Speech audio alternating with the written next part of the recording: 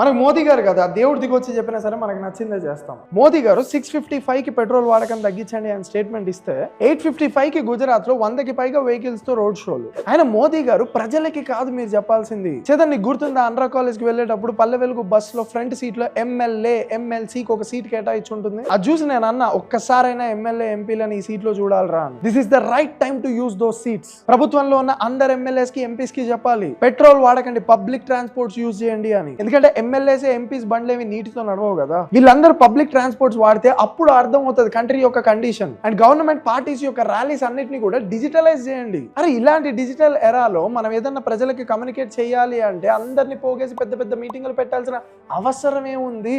అది పొజిషన్ అయినా అపోజిషన్ అయినా అన్ని డిజిటల్ కి తీసుకురండి. చేంజ్ అనేది మీ లెవెల్ నుంచి స్టార్ట్ అవుతే మాకు ఫాలో అవ్వడానికి ఈజీ అవుతుంది. లైక్ మొన్న డీపీలు మారిస్తే అందరూ మార్చారు కదా, అలా మీ స్టేట్మెంట్స్ కి వాల్యూ ఇచ్చి ఒక్క ఎమ్మెల్యే ఒక్క ఎంపీ అయినా బస్సుల్లో ట్రావెల్ చేస్తే అప్పుడు ప్రజలందరూ ఒళ్ళు దగ్గర పెట్టుకుని వింటారు. కనీసం ఆలోచన అన్న మెదడులో పుడుతుంది. అప్పుడు మీరు చెప్పిన మిగతా సందేశాలు కూడా గోల్డ్ కొనకండి, వర్క్ ఫ్రమ్ హోమ్ చేయండి, ఇవన్నీ కూడా కరెక్ట్ గా ఫాలో అవుతారు.